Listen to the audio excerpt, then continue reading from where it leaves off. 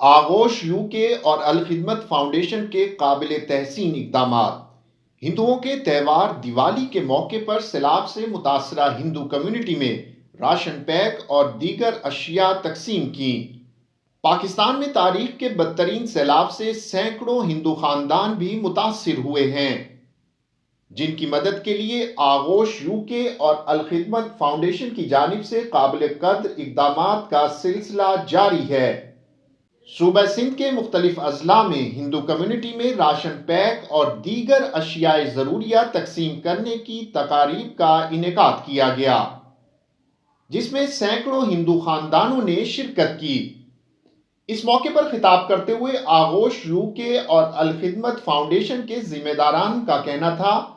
کہ سیلاب متاثرین کی مدد کسی بھی مذہب، مسلک، رنگ و نسل سے بالاتر ہو کر ایک انسانی رشتے کی بنیاد پر کی جا رہی ہے۔ اب تک پہلے مرحلے میں 10 ارب روپے کی امداد تقسیم کی جا چکی ہے، جبکہ دوسرے مرحلے میں تعمیر وطن پروگرام کا آغاز کیا گیا ہے،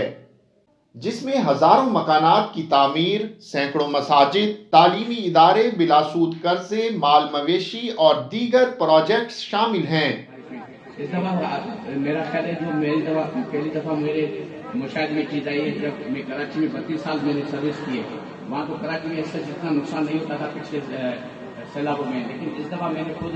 اپنی آنکھوں سے دیکھا ہے کہ جدوں میں کشتیاں چل رہی ہیں اور سندری میں بہت نقصان ہوا، ڈگری ٹنڈو